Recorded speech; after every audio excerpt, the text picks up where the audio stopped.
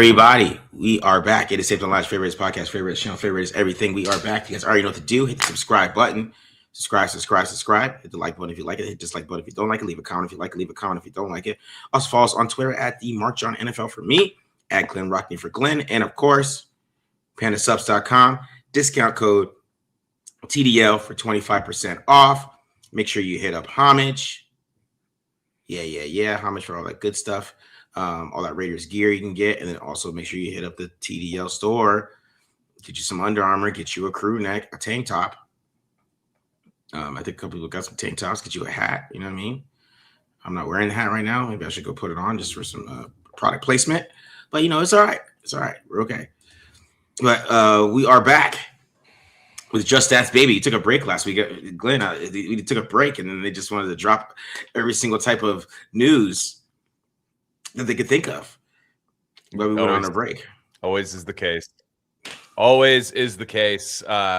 Whenever I go into hibernation, having a nice Christmas with my family, and I hope all of Raider Nation did the same.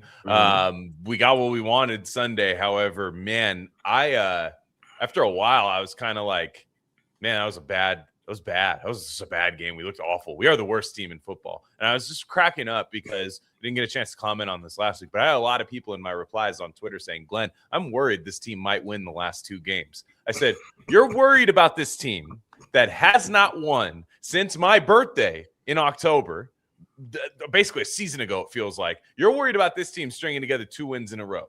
This is not the, Antonio Pierce interim coach Raiders. I mean, it's not even the Antonio Pierce Raiders of last year. This team is ass booty juice squared. This is horrible. I mean, like, we are so bad. And good. Everyone's like, but next week we need the for strength of schedule. We're gonna lose to Chris Ola Hadouken, whatever his name is, Street Fighter. We're gonna lose to Hadouken. We're gonna lose to him next week. Yeah. I hope you guys know that. Like, it's.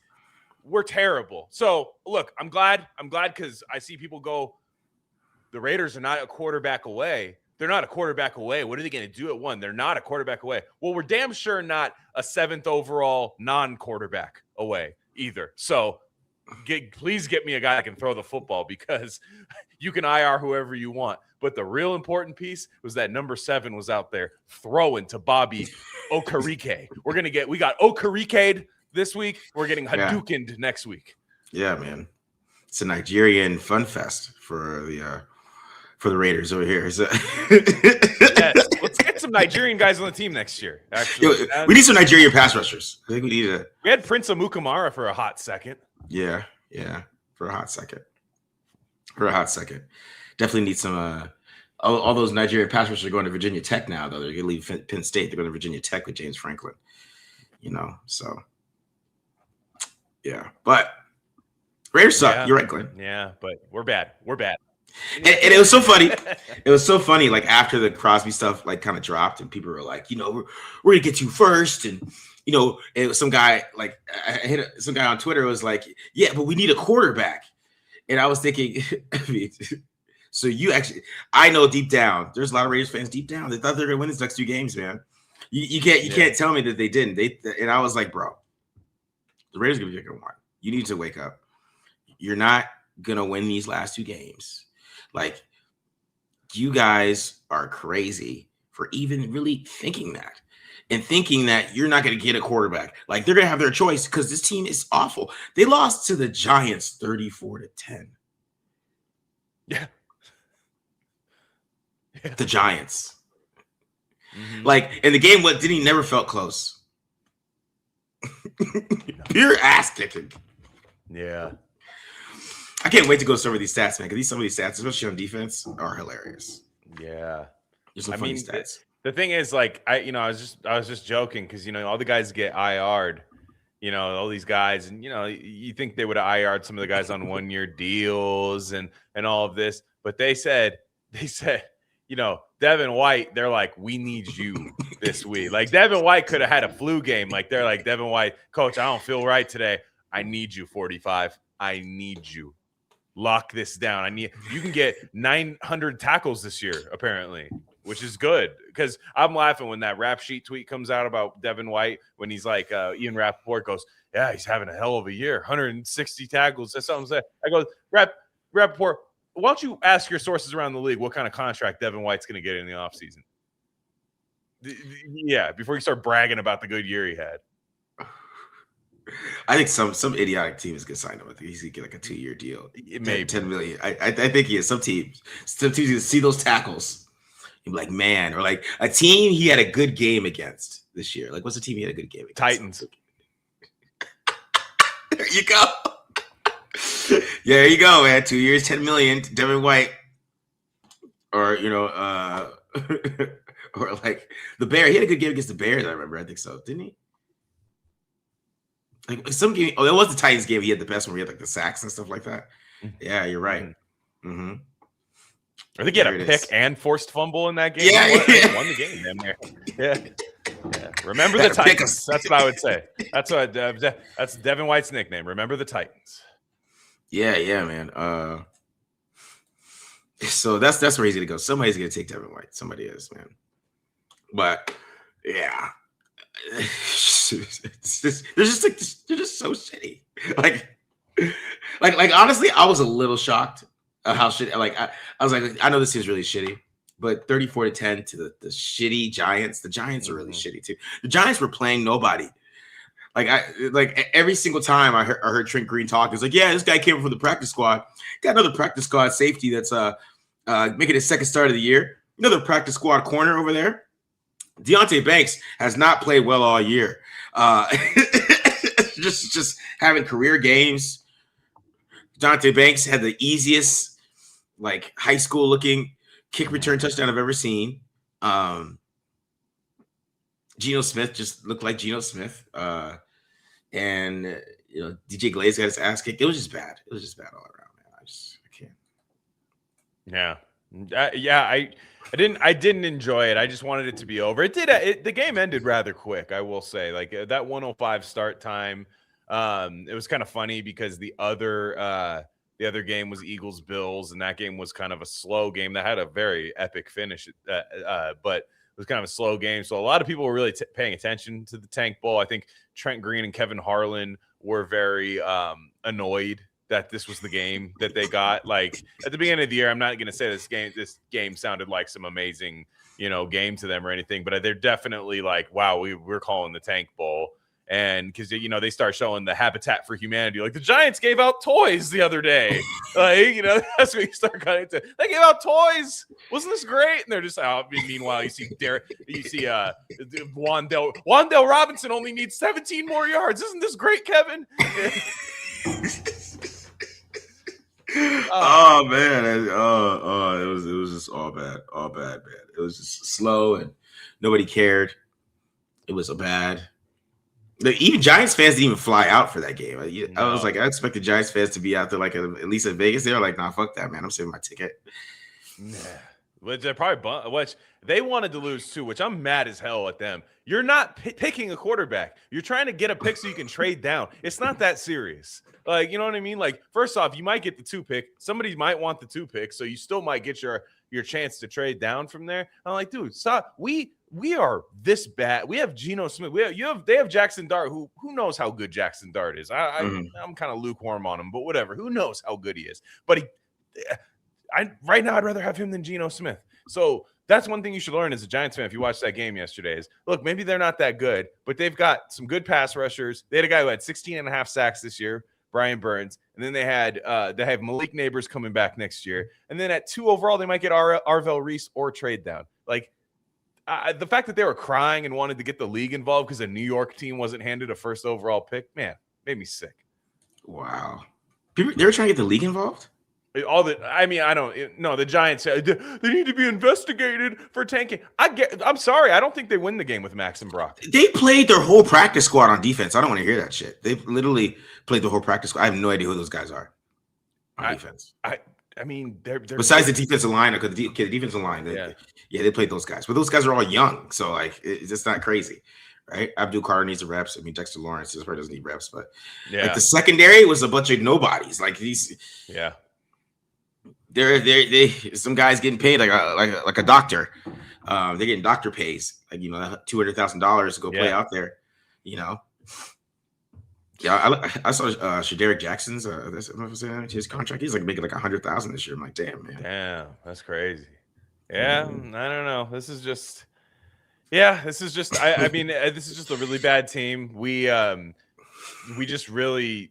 I mean, I can't imagine them keeping. I was saying, are they keeping Pete because he seems to be going along with this and not raising hell? But there's just really no report that says they're keeping Pete at the moment. It seems like Trent Green floated it, but I don't think Trent Green knows anything about football. Like, you heard something Trent Green, I'm like, does anyone tell you anything? Like, do you have any friends you could text? Like, be like, hey, Trent, this is gonna happen. No, you don't, Trent. Trent, I just thought about this in my room the other day. Pete Carroll's going back to the Raiders. Yeah, that's why you're calling the Tank Bowl, Trent. I know. Yeah, 8-8 Trent Green. Yeah, your number one, the thing everyone remembers you for is breaking your leg for Kurt Warner to come in.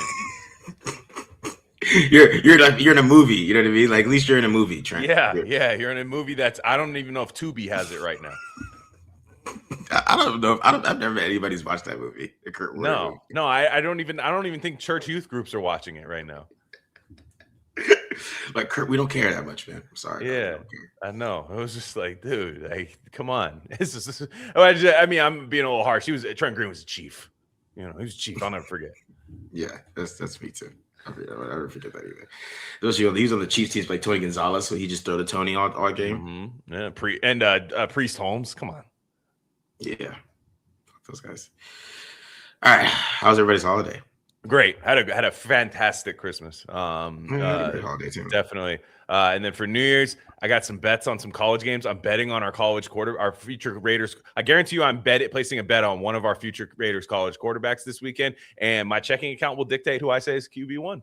So I got some 1738. Just gonna sip on that. I'm gonna watch some damn football. That's my New Year's. It's been a holiday. Oops. Oh, I see. You didn't like. You were hating with that. You said fuck 1738. Got me out of here. That is one of my favorite whiskeys. I mean, I don't really dabble with it too much, but for New Year's every year, always 1738. Fetty Wap. You're right. That's funny. Who will be the QB for and against the Chiefs? Probably Dave Pickett. I bet. Don't do Aiden. Please do not bring in Aiden O'Connell.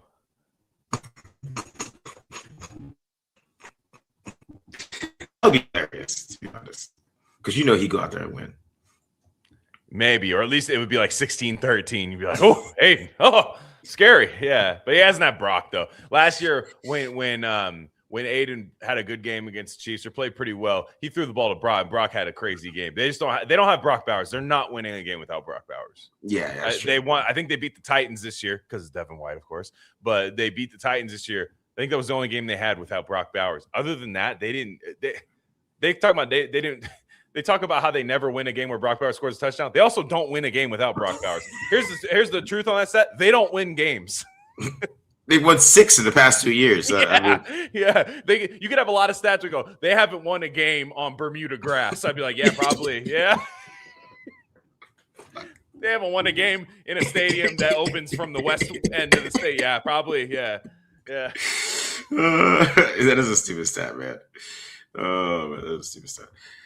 All right. Do you guys think there's a chance Moore goes before Mendoza? Yes. I would not at the moment, but if Dante Moore goes out and beats Texas Tech, and then who would they be in line to play? Ohio State or Miami at that point, I think. I'm not sure of the bracket. But either way, this playoff, all three of these quarterbacks, and I'm talking Simpson, Moore, and Mendoza being in the playoff, it's not done yet. Now, if it's Mendoza's to lose right now, in my opinion, but Mendoza can lose it. Ty Simpson could go out there and beat Indiana.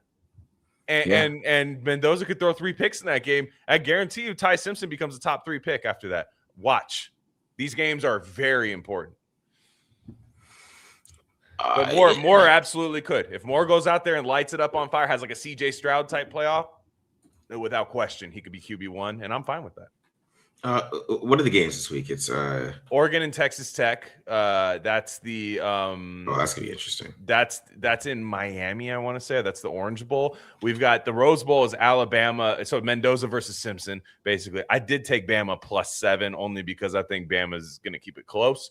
And then we've got Ohio State and Miami. That's the New Year's Eve. And then we've got Georgia and Ole Miss. Alabama's -7 or no, +7. +7. Yeah. They got. I know it's Saban's not there, but I'm just like I just think Bama's gonna keep it close. Dante Moore versus Texas Tech is going to be interesting. Just because that Texas Tech defense is really, really good. I just want to see how he plays, how he handles that pressure, and how he handles that defense.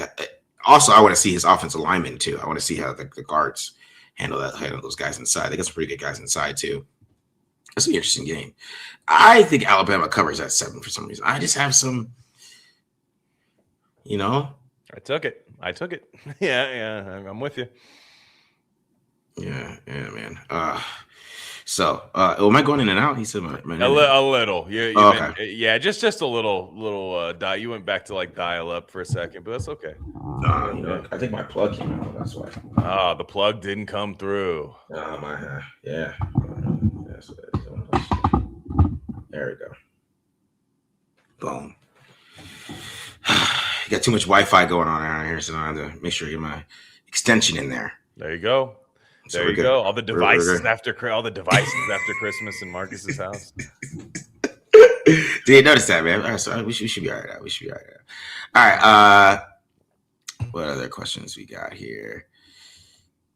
Was this all a part of Spytek's plan? You know what's going on. I love it. Absolutely.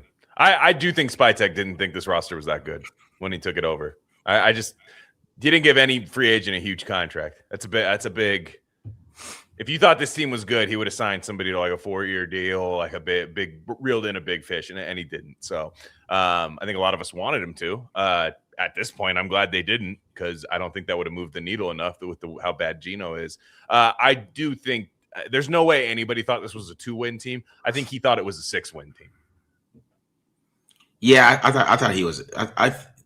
They thought they're going to be mediocre. Yeah, that's what they thought. They thought they're going to be mediocre. And now they are just absolutely goddamn awful. It is awful. It's an awful team. So I think that is the kind of the plan is off a little bit. I think they thought they're going to be mediocre. I don't know what their plan was for quarterback, though. I have no idea. Don't know what that plan was going to be. But I think their plan now is that we need a damn quarterback. And that's why they're sitting on these players. We need a quarterback no matter what. We'd rather have the choice. Spytek is tanking. Spytek is absolutely tanking right now. Yeah, that is without question what's happening. Spytek is tanking. Brady's probably all in on it as well. Pete's not tanking, and nor should he. I mean, he threw that challenge flag. I said, Pete, come on, what are you doing? What are you doing on the Michael Mayer? I was cracking up. Yeah, he puts the challenge flag like 2 feet away from his feet too. He kind of gets sheepish with it. Yeah. See, folks say we finished no lower than 2 if Atlanta wins. Any truth to that? What's the science behind that? Would it be for the Jets? Would that help the Jets' strength of schedule, or in the Raiders' favor? I'm trying because the Raiders have not played the Falcons play the Saints. Okay, but the Saints have 5 wins. Yeah, so maybe it does. Did the Jets play them at all? Maybe the Jets probably did play the Falcons. I think they did at some point. They did. Yeah. So maybe it's that. It's for that. I think because the Raiders are 1 and 2. I think this might lock the Raiders into 1 and 2 tonight, which would be excellent. Because 1 and 2, I don't need 1. 2 is fine, but they're getting 1. They're not beating the Chiefs. Yeah. Yeah, that's what I'm saying. I'm not worried about Steelers because they suck. Yeah, that's what I'm saying, dude. This is not like previous years. They are dead. They have 0 fight in them whatsoever. Is Parham out again? It looks like Mafi was awful, right? Yeah, Mafi was pretty. Yeah, he didn't play well. But Parham just getting sick right before kickoff. I think I don't know what kind of sickness that happens. Are they going to extend him? I don't know. Not sure I like that at this point, but yeah. Yeah. I don't know. I don't know what his market is. That'll be interesting. That's true. Yeah, his market might not be that high, and if they were to bring him in, but I would want definite competition at that position. I know Josh McDaniels is really loading with the 2023 Raiders, with the Patriots. So I feel like Mumford and Hollins and Adam Parham. That's true. That's true. They have Chase on their team from last year. The Patriots got some. I mean, there's Raiders all over the place. I mean, they're not superstars, but you look at the Packers right now. You got Jeff Hafley. He's got 2 starting Raiders corners. I know. Keyshawn Nixon should have started for the Raiders and really didn't, but him and Nate Hobbs, I'm like, dude, what the hell? Like, that guy should get hired by somebody because he's got 2 Raiders corners and his defense isn't horrible. Yeah. All right, Glenn, who's your favorite player in the top 100 draftable players? I don't know how much you are familiar with this, Glenn. Yeah, top 100. I have a few guys I really like. For one, I'll outside of like the obvious names, like, I'm gonna go stuff outside the top. I'll say, like, for me, I've been talking about Chris Johnson out of San Diego State. He's been starting to get some buzz. I've been seeing. He's going to Senior Bowl. Yeah, and also I think like PFF has him like in 34 or something, like, so that's even, I mean, to me, like, even I think that's kind of high. Like, I have him like mid-second round, but I think he's an excellent corner. Adon Schuler, I don't know if he's in anyone's top 100, but for Notre Dame, fantastic safety, hitter. He can probably do like a Jeremy Chin type player, but just really, really smart football player.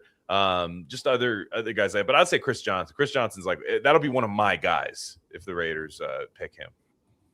Okay. Who's my favorite? Because I've watched a lot of these guys. Okay, this is gonna be an interesting question. I'm starting to get into the corners this week, so I'm going to do that. So I'm going to watch Chris Johnson because that's one of the guys I'm supposed to watch. My favorite. See, I'm going to sound corny with this, but I think it's Laulu from Oregon Center. And it's a fucking monster. He's a monster.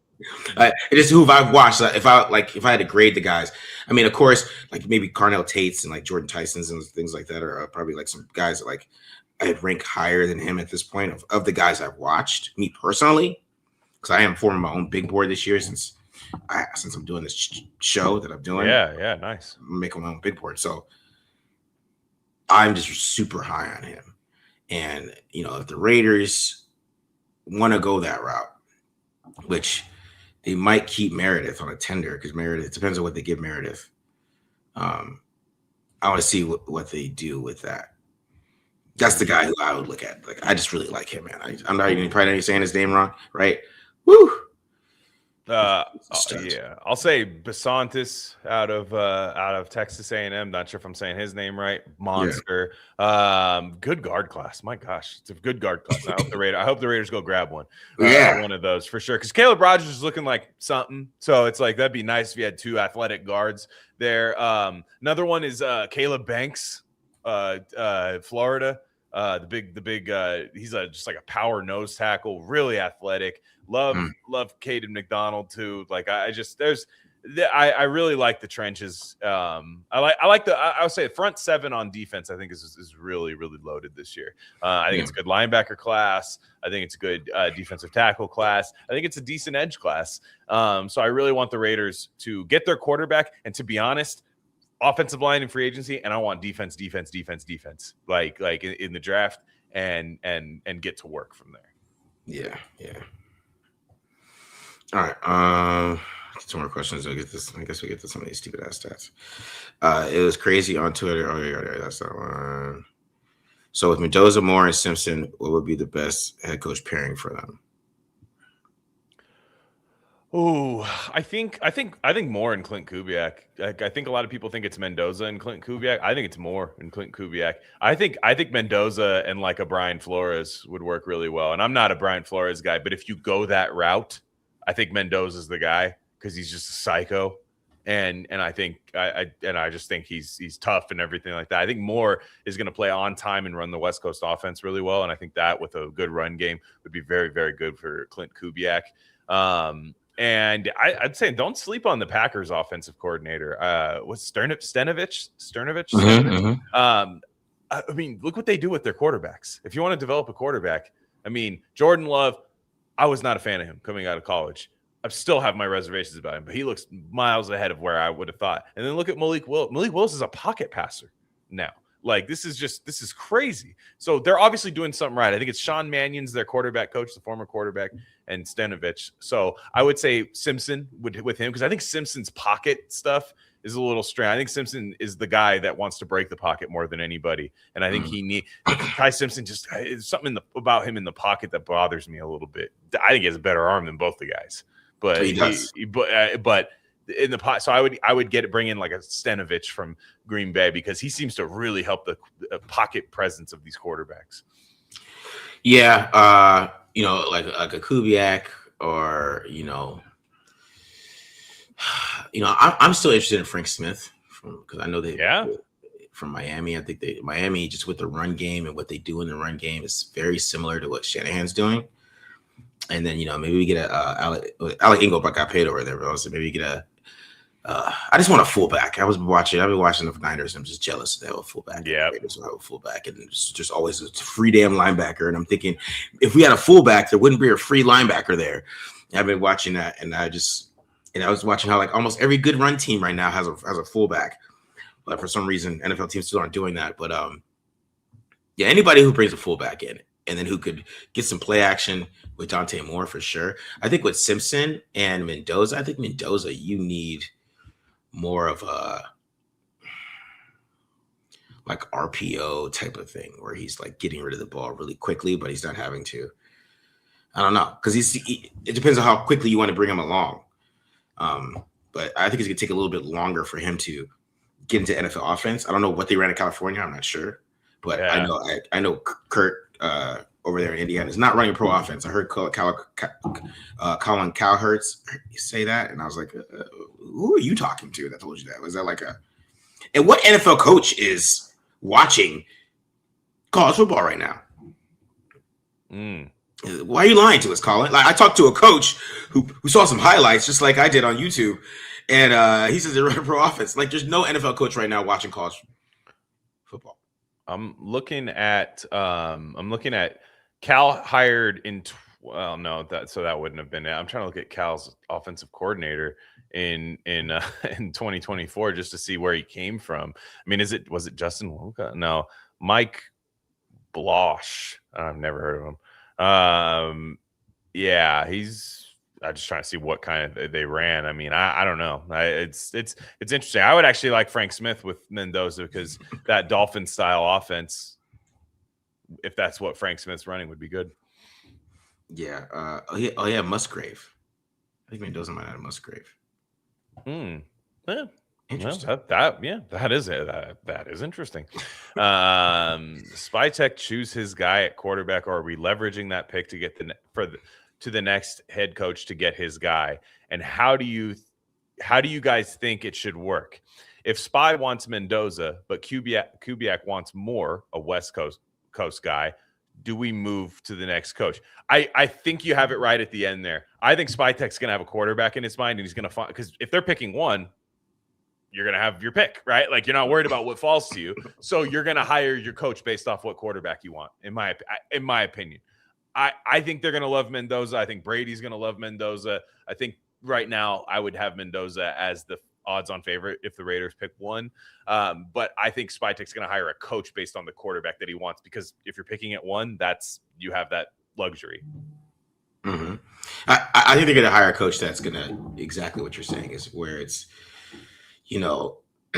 somebody that matches the quarterback that he envisions, right? And it's gonna be interesting to see what they do at one, because if they get stupid,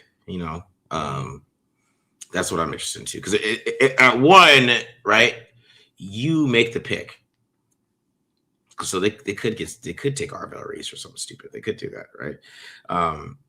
It's not out of the possibility for them to do that. It's not, right? Mm-hmm. It's not, so those are things that, we're going to have to think about. I mean, because once you pick one, every option's on the table. We just know they're not taking a tackle, but they could take a defensive end, and there's going to be rumors that they're going to be doing it. Oh, the Raiders can't afford to take a quarterback. We already know. I'm already seeing that shit. Yeah. Already seeing that bullshit. But. If they do, so if they decide we're not taking a quarterback, we're not ready yet, I disagree with them ultimately, and I don't want that to be the case. But I think it's pretty unforgivable. And I also think Spytek's smart enough to do this. You have to trade down. Somebody wants that quarterback.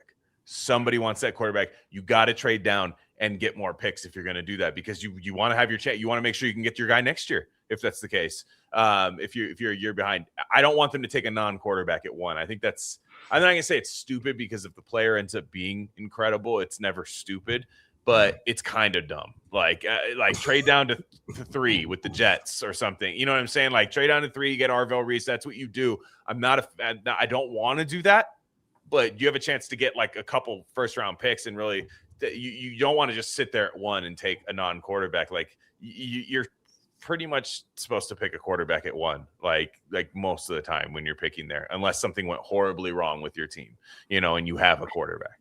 Yeah, I agree.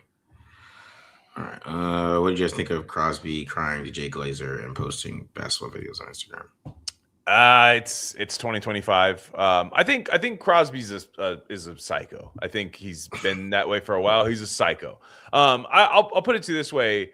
Like, I don't think Max needs to think like this, but I think Max just needs to keep it to himself, to be quite honest. You're getting paid. This team has paid you. They've done what they need to do. If you want to get traded, you can go to the front office and ask for that. None of that needs to happen publicly. Like, why are you acting like the Raiders don't listen to you? They do listen to you. They hired a fucking coach because you wanted them. Like, they obviously listen to you. So that part is kind of annoying. But for me, like, I understand. I think the Raiders did the right thing regardless, not even for the tank, because what if you lost Max? What if you were keeping Max, right? Let's say they are keeping Max and he tears his ACL last game against the Giants. What's the NFL media line going to be? Raiders played Max Crosby in a meaningless game and got him hurt. Like that. So like that stuff's dumb, but you don't need to be posting, like, you got to be smart about that kind of stuff. Like you got to be smart about that. And I don't think it's going to cause them much trouble. I don't think it's going to mean much in that way. But to me, it's like, what are you trying to do? If you're trying to force your way out of here, I bet they'll trade you. So why do you got to be weird about that? Yeah, it's just him being petty. Like, bro, you're mad you can't play at 2-13. Like, come on, dog. That's to me, to be honest, like, you could get hurt, my dude. Like, that's what I'm saying. They could really fuck your game up. Like truly. Like, you might miss all of next year. Yeah, especially with like his MCL's almost torn. Like, it's basically hanging by a limb. He wants to go out there. Yeah. You can get mad. I don't mind if he was mad as hell and privately said whatever he wanted. But the fact is, he did that. He knew what he was doing when he posted that video. I could have played this week. He knew what he was doing. And that shit is awful to me. Like, that, whatever they do with them, I'm 50-50 on keeping him versus trading him. But like, even after that, but that's bullshit. What do I think his trade value is right now? A first and a second, but I do think there would be a team that would give you 2 firsts for him. However, the team that would give you 2 firsts for them is probably picking at the end of the first this year, unfortunately. So to me, I would want a team like Cincinnati to trade for him. Somebody like that. Like, that's who I'd want to do it before, and I would want 2 firsts from them. Which this year that's a top 10 pick, maybe the top 15 pick this year, right? Mm-hmm. And then a first round pick next year, provided they get their stuff together. That's who I would trade him to. I would not want to trade him to a team like, the Lions or teams like that I think are going to bounce back well next year and stuff. It's really going to depend on their coaching hire, though. Like, if they get Robert Saleh or Brian Flores, I really don't think they're going to trade Max Crosby. Like, I don't. and they're just going to make sure they get their quarterback at 1, so those guys don't have a chance to get their dumb retread guys as defensive guys. And then I think they're going to want to keep their horses on defense. But if it's an offensive guy that's young, I could see them trading Max. I really could. But I don't know if they get 2 firsts for him though. It might be a first and a second, or a conditional kind of thing, like a first, a second, and a fourth, or something, like whatever. To me, I don't know if I'd do that unless a team is in the top 10 this year wants him. Which, if you're in the top 10, what are you trading your first round pick for Max Crosby for? Unless it's the Rams, because the Rams, well, right now actually, the Rams are getting beat by the team that they own their pick. They own Atlanta's pick, and if Atlanta wins this game, they'll have 7 wins. They'll be picking at like 13. So even then, I'm not sure how high that pick's going to be. But I put the market out at 2-1s. But at the end of the day, this guy's going to be coming off a knee surgery. Yeah, because that's what I think is going to happen. I honestly, I think they're going to try to trade him this offseason. Yeah. But I think it's going to be the buzz of the combine. It's going to be the buzz of the combine waiting for Max Crosby. But I think the Raiders are going to find out that with the injuries and all that stuff and him needing surgery, his value is not going to be as high as they like. And he's going to end up keeping him. And be like, oh, Max, we were just kidding. Yeah, maybe. I mean, that's business. That's football. I mean, he should know. He should know. I saw Amy Trask go out there and say that that Max has business ventures with Tom Brady and then the other guy in the front office, so it's not happening. But I don't know, Amy. I don't know, Amy. Tom Brady's teammate was Jimmy Garoppolo, and he locked his ass out of the building. I'm just not so sure. To anticipate Glaze being used as swing tackle or guard, not a starting OT, obviously. He might not be on the team next year, if we're being real. Yeah. He got his ass kicked. Yeah, he might not be on the team next year. We'll go over these stats in a second. We only got a couple of serious Eddie questions here. Will Chiefs try to win on Sunday? How many claims they try to? Yeah, I saw that clip. I think Chris Hadouken is going to he plays hard, man. He battled in that Broncos game. I bet against him. I bet Broncos -13, and I immediately regretted it. And the problem is the guys they put out there. The Chiefs have talent on defense, even despite McDuffie and them. They have talent on defense, and the Raiders cannot score without Brock Bowers. So, and they also, mind you, they scored 0 points against the Chiefs at Arrowhead. 0. Yeah, Devin White's playing it. They threw at Devin White. Yeah, Andy Reid. All game. Yeah, Andy Reid's just going to do that. They're going to lose. Yeah. No. Pete's going to get a resign. Pete's mutual party, like a kind of like Pete decided he didn't want to rebuild. So, and that, you know what, he deserves. I don't have any ill will towards Pete Carroll.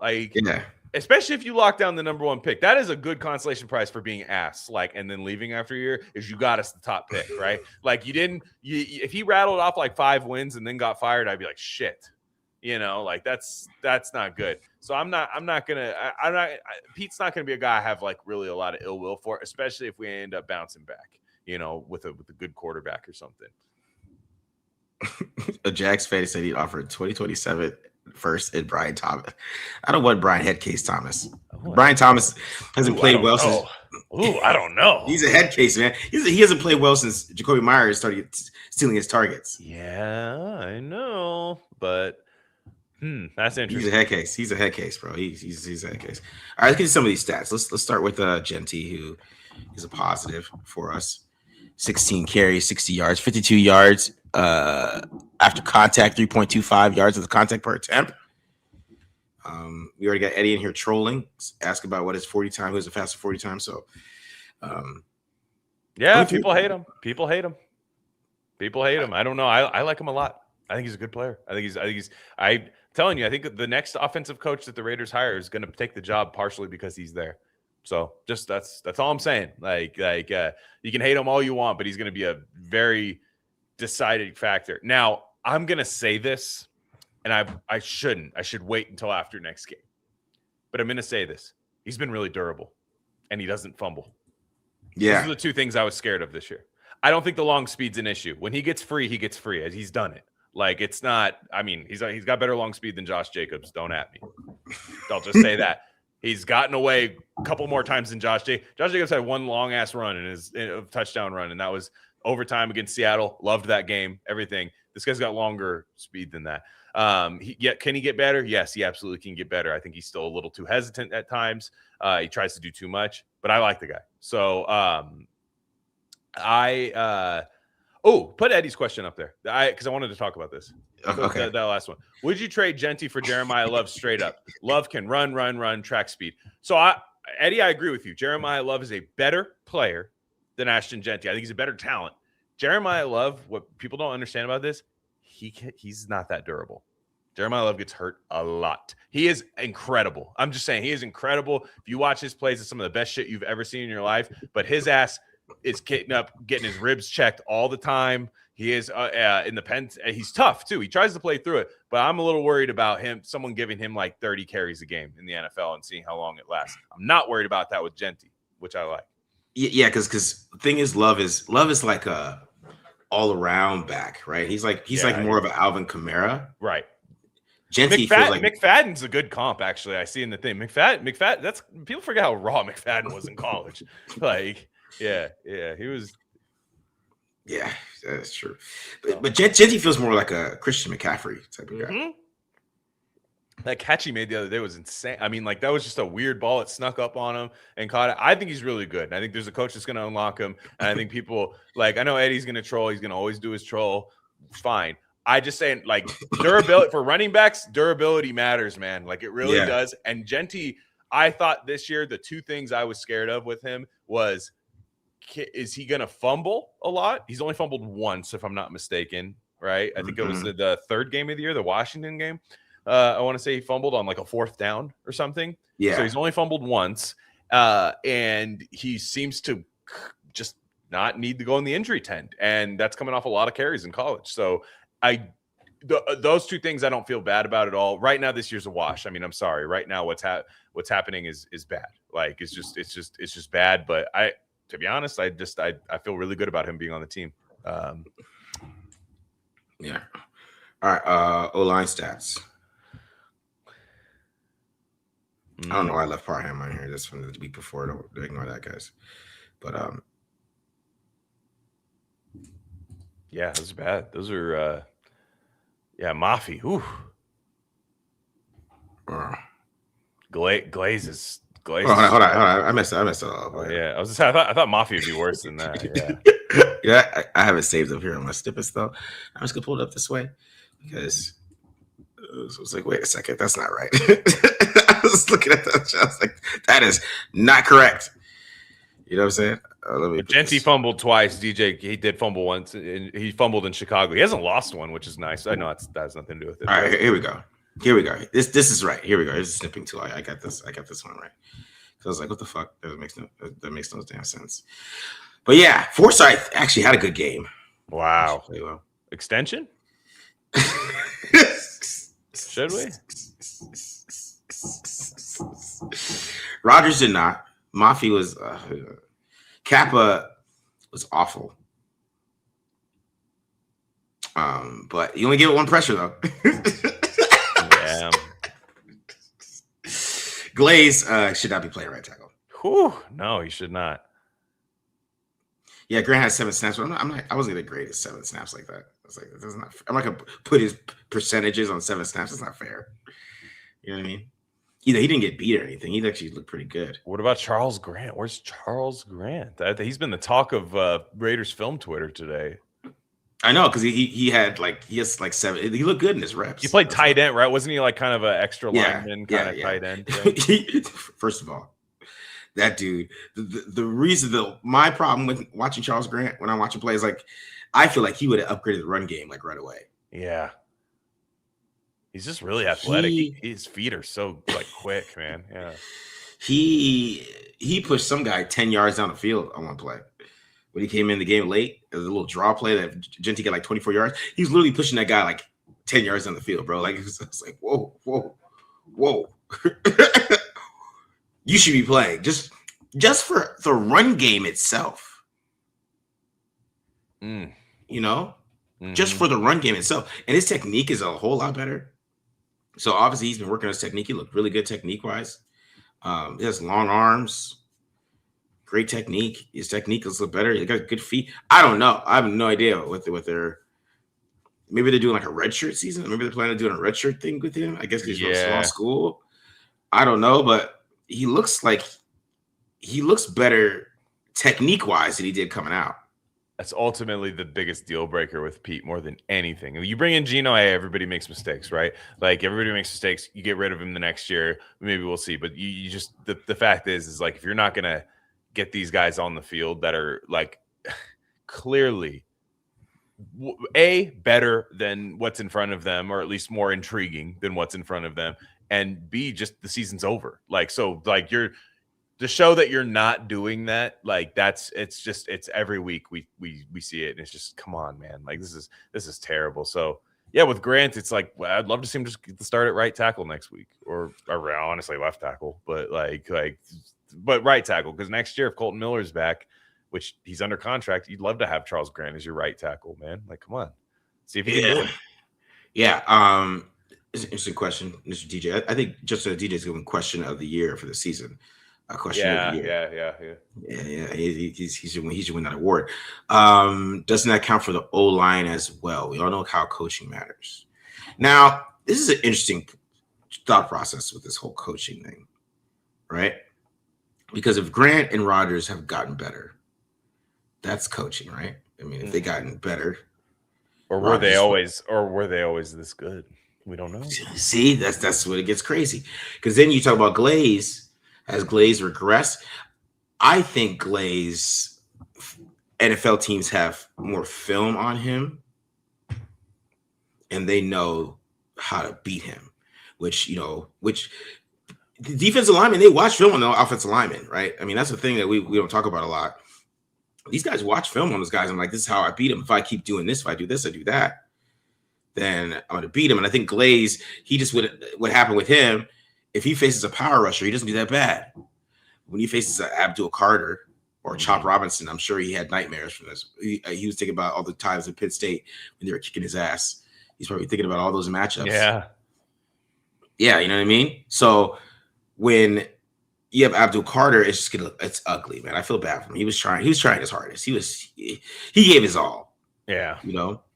Well, No, and people are, I'm not sure if we were seen as glaze kind of glazers at this point. Like to me, my thing was I was fine with keeping him on the team after a year. He just got drafted, but at no point did I think he should have zero competition at that position, which is still another thing about Pete Carroll was like, yo, this guy has nothing. Like you sign a just kind of like veteran 1-year deal right tackle. Can you beat this guy? Can you beat him? Like that's what you need. Glaze in no way should have been handed the job, which he clearly was.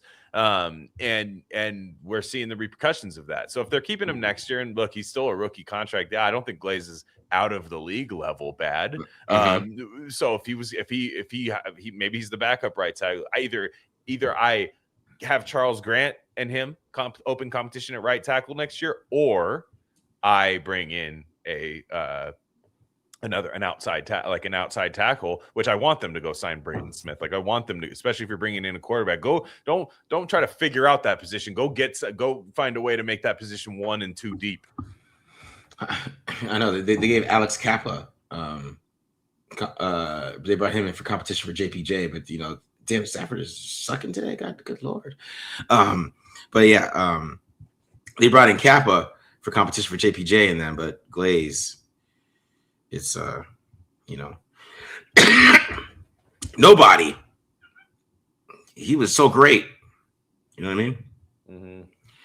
All right, let's get some of these other stats. Let me finish up with these questions. I got a couple voicemails too. So Michael Mayer, man, had his breakout game.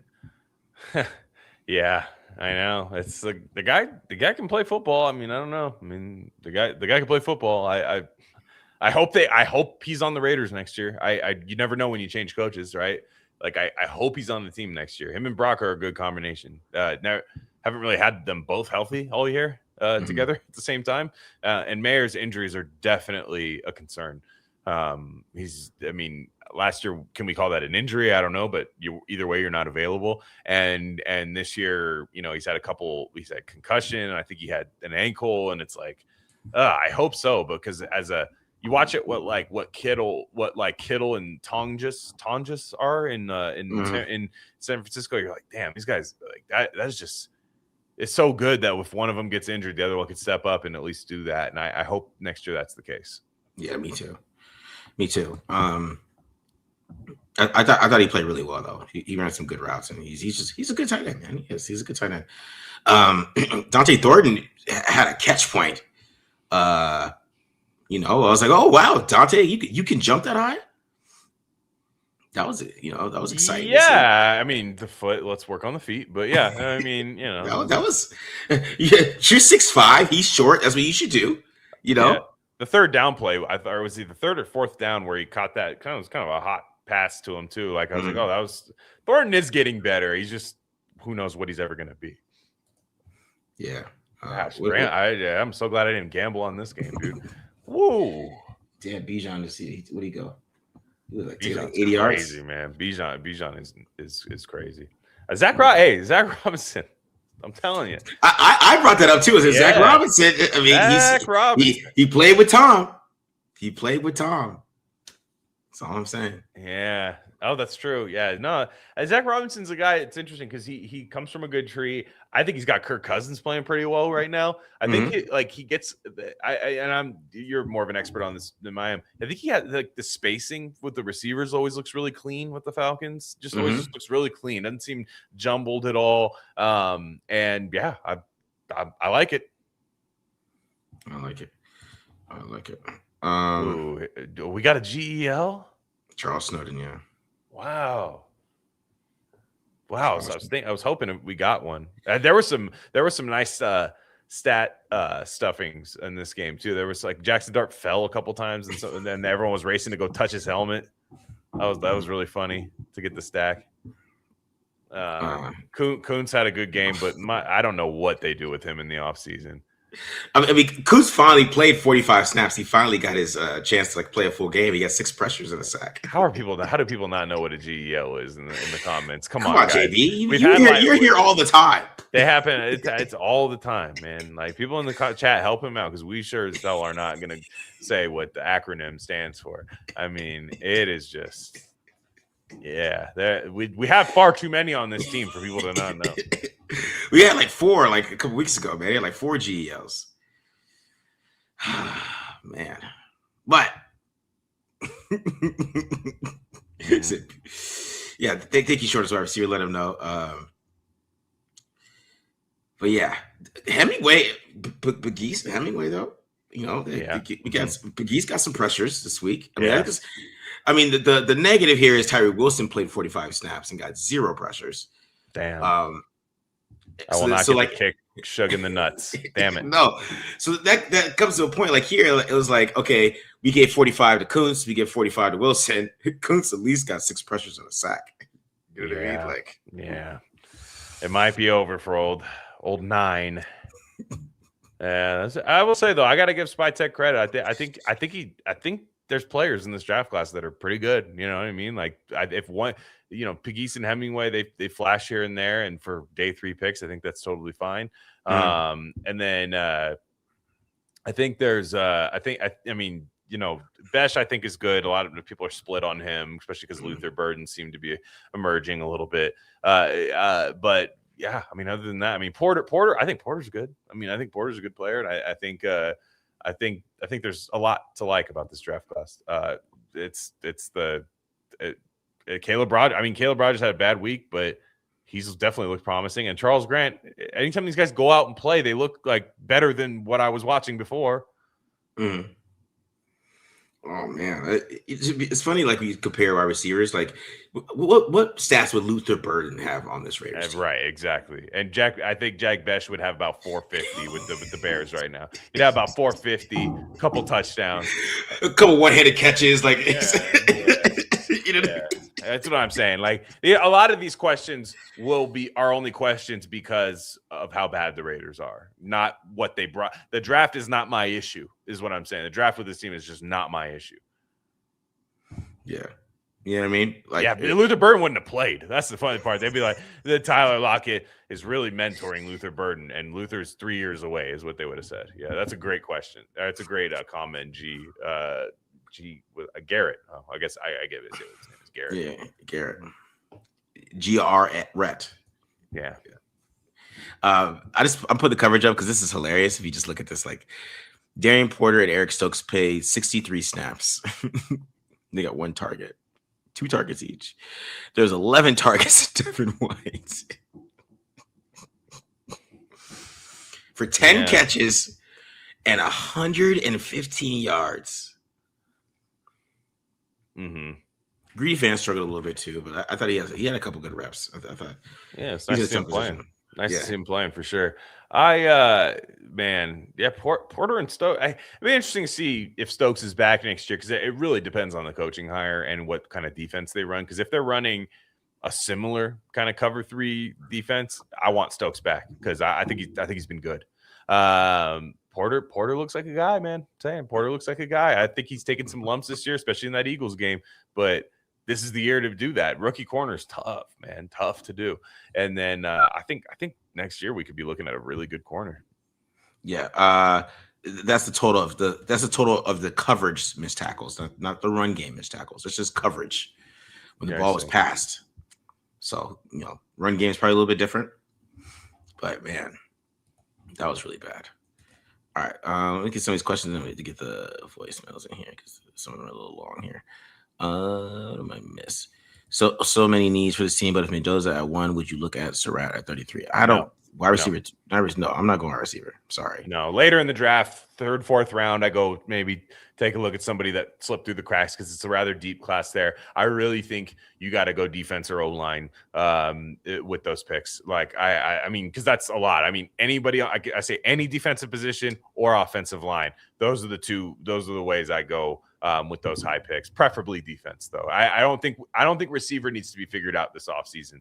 I think you let Besh and Thornton develop, maybe go sign a veteran, just see what you can get maybe take a chance on somebody who had an off year, something like that. And then after you do what the Cincy did with like Joe Burrow, that second year you go get your Jamar Chase, you know what I mean? You go really attack that position. I don't think you have to do the first round, second round guy to throw to. No. Yeah.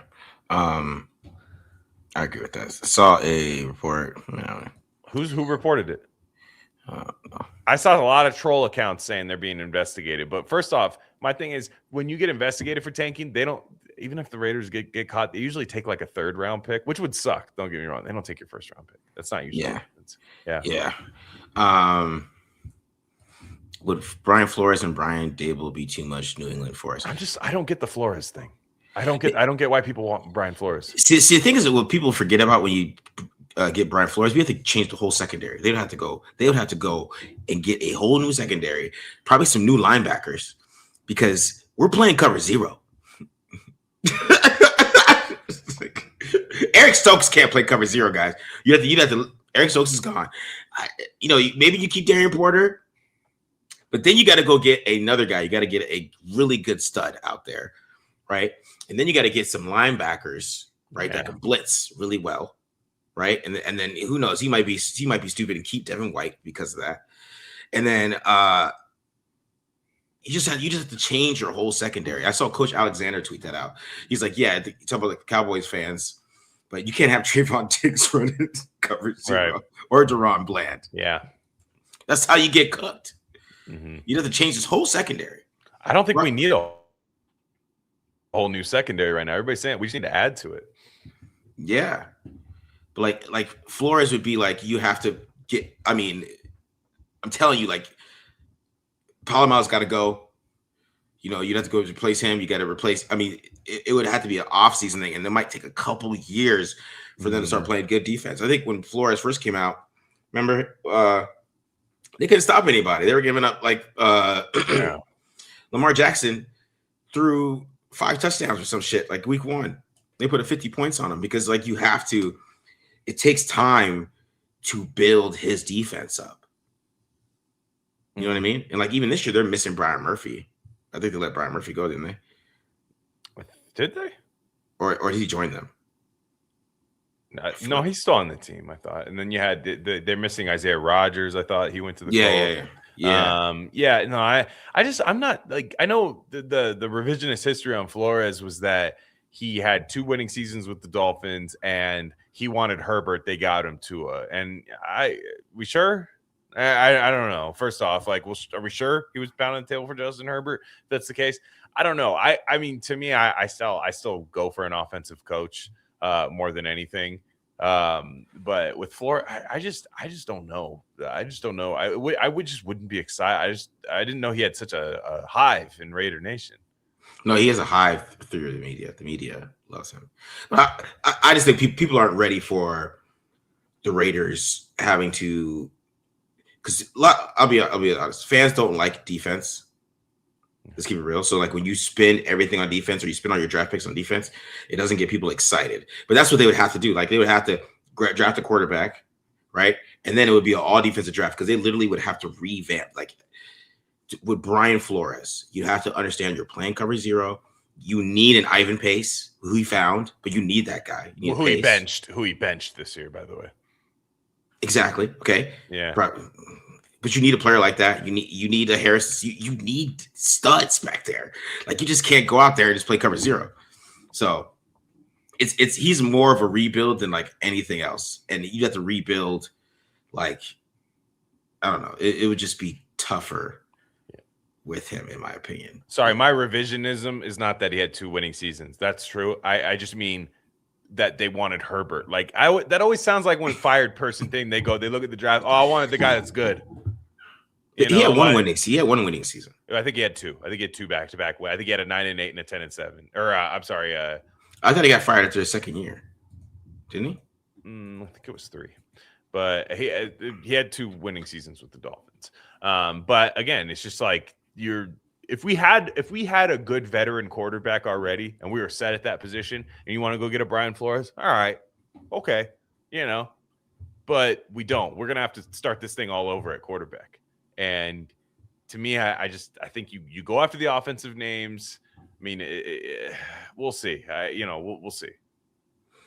Yeah, because I'm saying like year one, he was 32nd in points allowed. And that's what I mean. Like, could Raiders fans stick through that where he tries to figure out how he gets his defense together?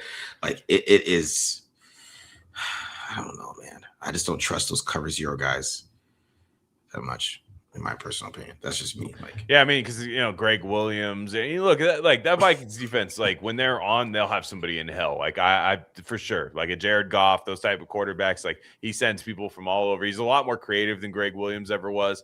Like so, I'll give him credit for that. But and again, if they brought him in as like DC, again, like you said, there's this kind of transition period. Like to me, I wouldn't mind bringing in like an assistant from like the Packers defense or an assistant from the Niners defense over to kind of work with the corners that we have right now, who I don't think are that bad. Stokes and Porter, I just don't think that they're terrible. And of course I want to add to that room. And I think the Raiders need an overhaul, but I don't think you understand what kind of an overhaul would be, like what Marcus is saying, if you brought in a Brian Flores. Yeah, it's like a deep overhaul. That's really what it is. Like, and it feels like it's gonna take a couple years. It's like a defensive rebuild, right. And then he doesn't like quarterbacks.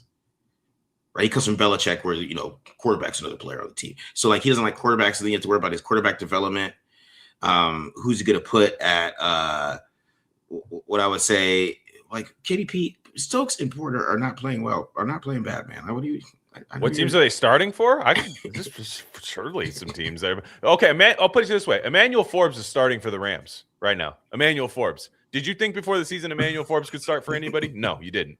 That's not the problem with the team right now. Is like I'm not saying they're locked down. I'm not saying that. I mean, I tell you right now, like Eric Stokes could start on the Jets right now, 100%. Eric Stokes could start on the Jaguars right now, 100%. Eric Stokes could start. I mean, I'll go down the list. Like, I'm not saying he's great. I just mean like these guys are okay. And Porter's in year 1. Are people allowed to get better?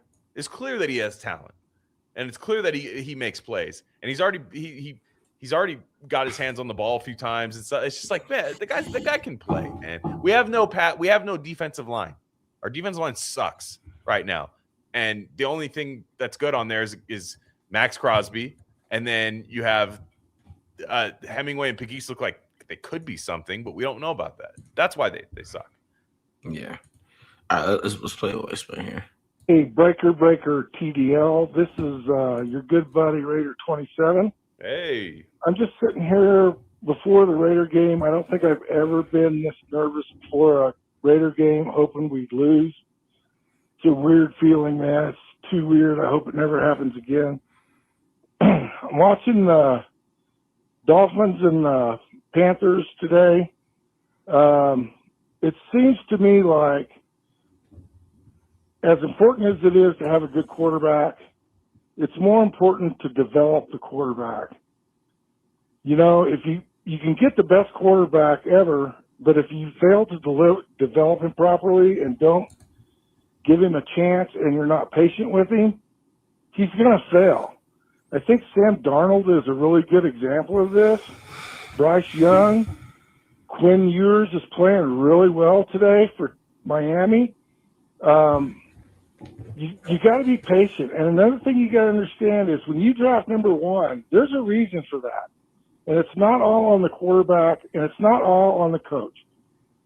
It's going to take 2 or 3 years to get enough good players around your young quarterback to be good. Both these teams are up-and-coming teams. They're playing a lot better at the end of the season. That's all you can hope for. You know, I mean, I understand we want to lose right now. We're 2-13. What good does winning now do you? But if you're 4-12 or something like that, you win the last 2 or 3 games of the season, gets you to 7 wins. It's not a great draft position, but you got hope for next year. You're improving. You're doing better. Next year could be better. So I'm sure Glen's going to have some interesting comments on this, but that's okay. We love you, Glen. So keep the greasy side down and the shiny side up. Keep the beaver in the sleeper. And this is Raider 27 going 10-7. See you guys. 10-4, partner. Drive safe out there. A lot of coyotes on the road. Coyotes. Yeah. Somebody said I need to play these in 1.5 speed. I mean, I could do that, I guess. Careful around those lot lizards. But anyways, no, I'll put it this way. I used to think that way, and after this year, when they get the quarterback, I will think that way. I was kind of like, no. Good teams can draft, bad teams can't. Doesn't matter where you pick. Right now, I just and Marcus, you've said this as well. Like right now, I want that top pick. Mm-hmm.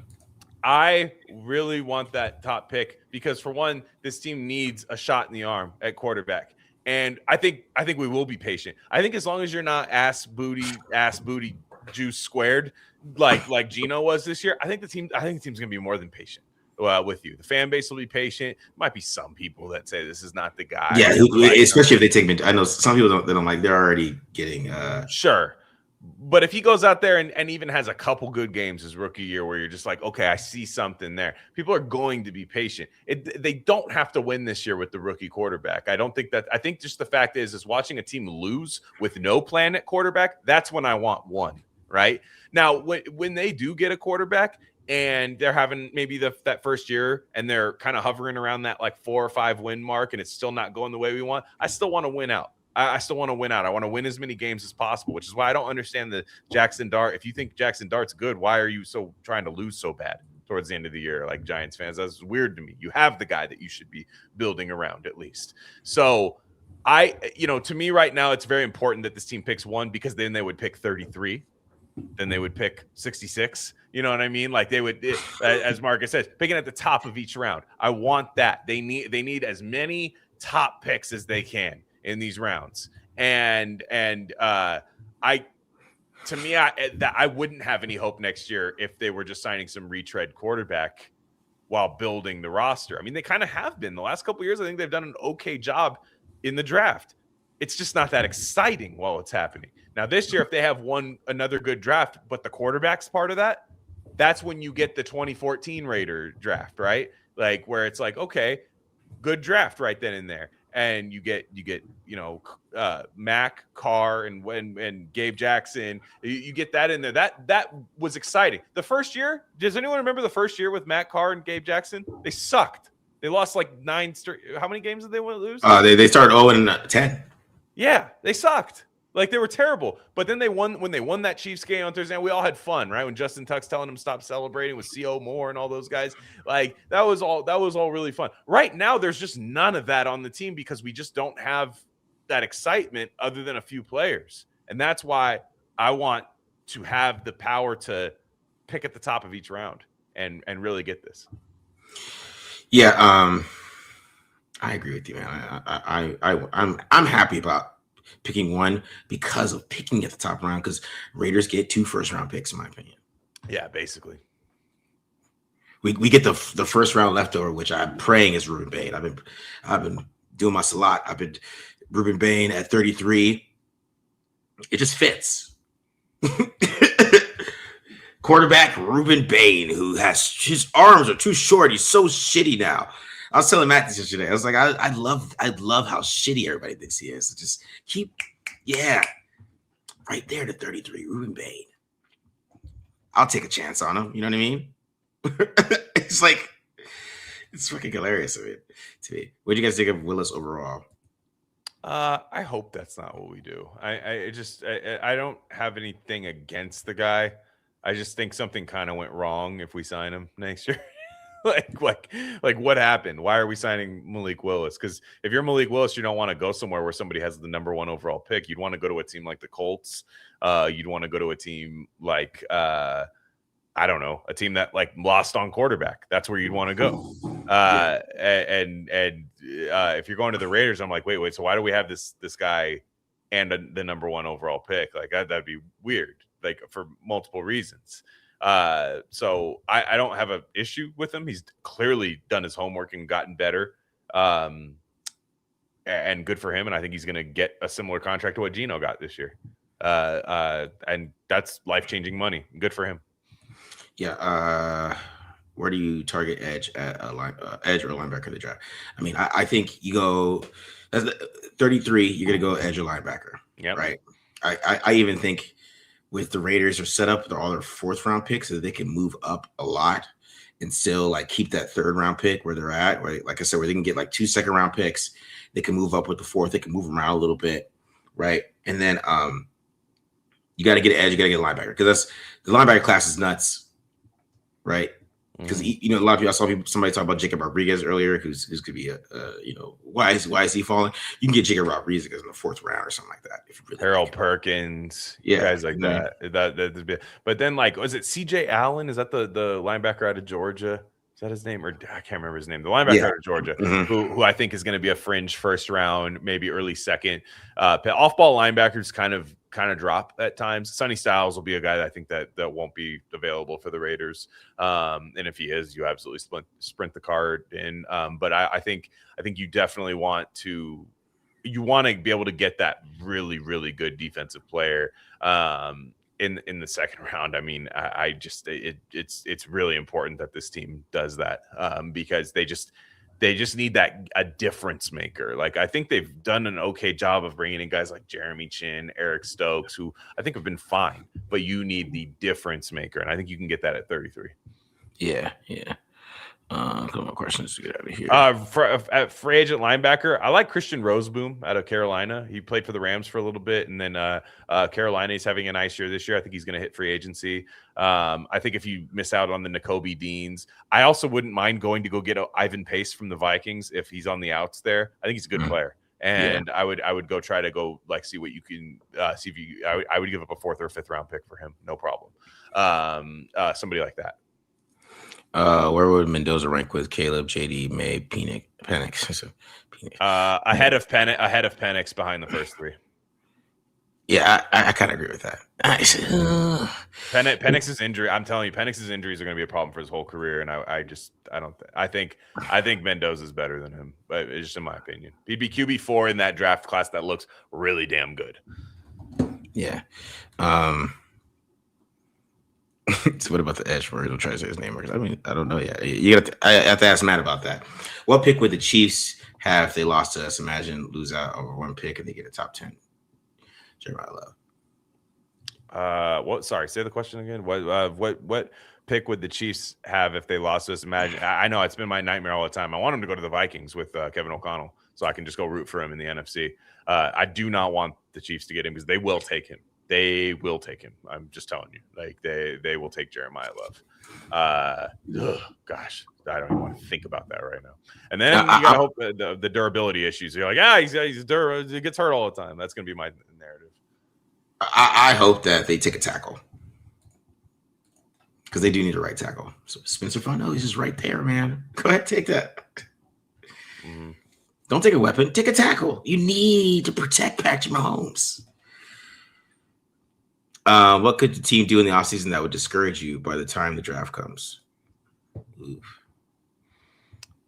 So put it. What was it? A certain position? No, just like anything. Kyler Murray. Oh, Kyler Murray, Tua Tagovailoa, like a guy like yeah, that, some like stupid shit like that. Some dumb shit like that where they go, yeah, we want to build the roster, and these guys are winners. These guys just need another thing, that would piss me off. Either of those two quarterbacks. Otherwise, there's not a lot. Like, because I just think this team is so bad that there's a lot of stuff they can do to make it better, even if it's not the best possible option. But those two guys right there would lead me to believe they're not taking a quarterback at 1, which I think you need to do this year. Yeah. Who's the top? Somebody said who's the top 10 of the Chiefs? Who the Chiefs get? Kyle Pitts, probably, guys. If you want to keep it real. Would you guys think sells? What do you guys think if LVR sells Mendoza to LVR and they take more? Will there some more QB group? LVR sells Mendoza to LVR, and I think it means the Rams. Oh, okay, I got you. Willis and more. I see. The thing is, to me, is I think Willis is going to go to a place where he's the starter and like the starter for a couple of years. Like, like Malik Willis is going to want to do it. If you have Dante Moore behind you, the most you're getting is 1 year. So would he sign Malik Willis is going to want a 3 to 4 year deal this year. And the only time, if they take Malik Willis, the only way I'd be worried about that, despite me being way more intrigued with him than I am with Kyler or Tua, that would mean that I just think they're not taking a quarterback. Like, so I think you'd have to say it would be more with like a Daniel Jones or something, like more with a guy on a 1 year deal or something. I don't know what Daniel Jones is going to get this offseason, but he took kind of a bad L with that Achilles. I don't even know if he's going to be back. So maybe that's not even the best example, but like Flacco, like guys like that would be your bridge if you had Dante Moore, who is young. And that voicemail earlier, he said Sam Darnold, didn't have the right coaching at the beginning. And part of that's true, but also Sam Darnold was 20 when he came out, right? 20 or 21. Yeah. It's the same thing with Dante Moore. Yeah, so he's young. So he should, not even so much coaching, he just played too early. Sam Darnold played too early. He was too young. So Dante Moore, I agree, you have to set him for a little bit of time. And not everyone's the same. I mean, Stroud was really young, wasn't he? Like it's not always the case. But I don't think it'll be a Malik Willis. I don't think you're gonna see it wouldn't make sense for Malik Willis to do it. See, but the thing is, like, Stroud's a great example because Stroud is still up and down right now because he's still 23. He is. So he's still up and down. And you can talk about Trevor Lawrence too. Like Trevor Lawrence is finally coming into his own, but Trevor Lawrence is finally like 27, 26. Yeah. Right? That's like the quarterbacks get better as they get older. So you have to have patience with Moore too. Like Moore is probably not going to come out and just ball. It's going to take a while because he's really young. You got to get that. Once he hits that 25, are Raiders fans patient enough for that? And I question that a little bit, to be honest. I'm not gonna lie to you guys. Thoughts on 29-year-old Bears DC? I like his name. Is it Declan Doyle? Is it Declan? Old Irish Declan. Name. Declan Doyle. Declan Doyle from the pub. I had a pint with him the other day. Yeah. He's a little too young. That's a little too young for head coach. But you want to call plays here next year? If the Raiders go defensive coach, would you like to call plays? Because you don't call plays in Chicago right now. So if they do have a defensive-minded head coach, maybe that's something like if it was Chris Shula and him or something. But yeah, Declan, yeah. Yeah, you thought he was Jamaican. Yeah. No, he is most certainly not. I didn't know they had an OC. Yeah, I know. Yeah, I some of these guys you want to make sure you might bring him in to call plays, run the offense. That's a lot for a 29-year-old kid. You know, that's a better name, anyways. He said Mendoza's quirky handling pressure. What would you like to see? Can you be more specific? I have to show you, but I don't know. We'll see. Maybe they'll draft him, and you'll have. Well, they blocked my Ohio State breakdown already. I tell you guys to go look at it. I did the whole Ohio State game, but I mean monetize it, and they still fucking blocked that shit. I'm like, God damn, you too, or whoever owns that. I don't know what that was about, but it's really just like when like the first read is in there. Sometimes like he thinks that he's more athletic than he is at times, and he like feels like he can make a play all the time. And I feel like that maybe if he just like sometimes just stands in there and goes to his reads, he can do it. But like it's not like a toughness thing because he'll take a hit. But I don't know. It's hard to explain. It really is. He bounced back up after that damn hit, man. That's what I like about him is he doesn't mind getting hit. He'll get hit and he's big as hell, and he'll get up and bounce back up and kind of he's like a boxer. You hit him once and he comes back and the throws look better. That's what I love about Mendoza more than anything is he's one of these young guys that doesn't mind getting hit, and you're gonna get hit one way or another in the NFL. So I just really like. I think he can move a little bit too, man. Like I don't know. I still think Mendoza's one, but like I said, my checking account will decide. If Dante Moore goes out there and lights it up, and wins me some money, I will. I'm telling you, like. But if people are sleeping on Ty Simpson, if Ty Simpson comes back, he's very inconsistent right now. Mm-hmm. But if people are off Ty Simpson because the way he played finished a year, right? Right, but against Oklahoma, he made better throws than a lot of these guys. He has a better arm. He does. He does. I think his pocket presence is worse than both guys, though. In my opinion. A little bit. Like he just. It's like to me, I hate when quarterbacks can't play on time. It really bothers me. So to me, he's not Zach Wilson. But that always scares me when guys do that because that's what Zach Wilson did from clean pockets at BYU all the time. Was like, I need you to sit there and make a play, and the times he does it when he's almost forced to, I'm like, hey man, that looks great. So yeah, he had a couple great throws against who did they play? I forgot who they played. Why is everybody talking about Drew Aller in the chat? Drew Aller sucks. He's never been good at football. Yeah, I don't get the Drew Aller. He's because he's big, strong, and fast. And somebody compared him to Herbert one time. He sucks. Todd McShay compared Dante Moore to Herbert. Helmet scouting, Oregon. I was like, whoa. I don't know what. Yeah. So you put a couple pounds on him. Like, what about the insane arm though? Yeah, I do think Moore needs to put on some weight, but he's younger. Jaden Daniels was older. Yeah. So like to me, Dante Moore, he could fill out maybe just a little bit more just from being young. But yeah. No, I don't think Dante Moore's like Jordan Love at all. I think Dante Moore plays a lot more conservative than people think. Dante Moore is just what I like about him is he's young and he takes what's in front of him. And a lot of young guys don't do that. So like that's what I like about him. Yeah, I think Dante Moore, like CJ Stroud's a good comp, but I think he's just a little bit. Yeah, you're right. I think he played with more confidence to end the year on some of the throws, and you're seeing a little bit more zip. But I still think the James Madison film, which I'm going to do that for the members pretty soon here. I think that was a little bit. There were some things he did in there. I was like, ugh.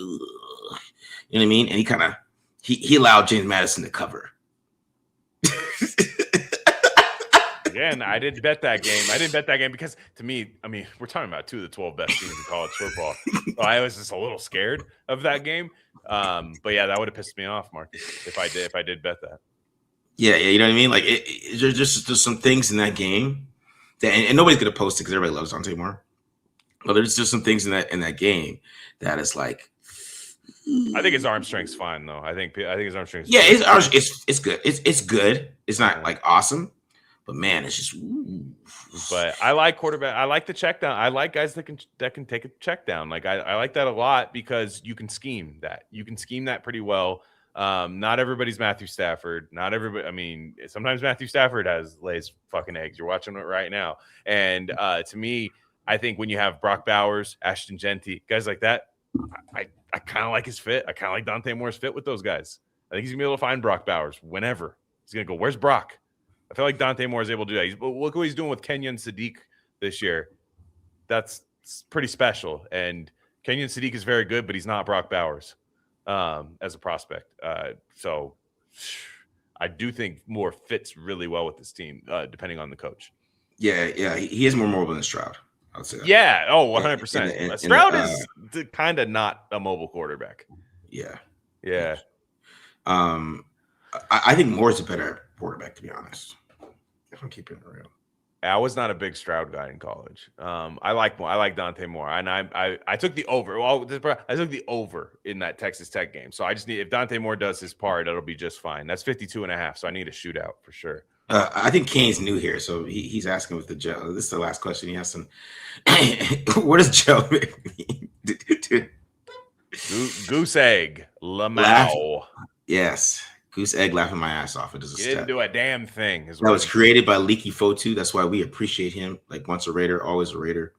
Leaky Fotu, you gave us a stat that we created ourselves. Raider for life. So, all right. Last question, because what do you think of his feet and how he leads? I don't think he has bad feet or anything like that. I just think that he tries to leave pockets a little too early. And I think at times that he is so oblivious to pressure, which is, I think, is a gift and a curse for some quarterbacks, right? Yeah. He's oblivious to it, which means that it's not going to bother him. But it also means that he might, like in the NFL, he might fumble, or he might like just take a hit and then like the ball just floats in the air type of shit. So that's the thing. Mm-hmm. But yeah, man. All right. So I think we're out of here, guys. We went a little long on this today. My dude Beats, he left a voicemail. I'm reading those voicemails on Friday because you just sure. Yeah. Get the voicemails on Friday. But it's ugly for us right now, man, guys. It's ugly. We're almost done. We're almost at full draft mode. We start some mock drafts here, Matt. Glen, I called you Matt. Doing the mock drafts and all that good stuff. And then we got to do something for the draft on this one. This is like the stat show, so we could do like some stat breakdowns here. We could do all this type of stuff, man. It's gonna be a good off season, guys. We might be picking one. I mean, we're gonna start off the draft live stream.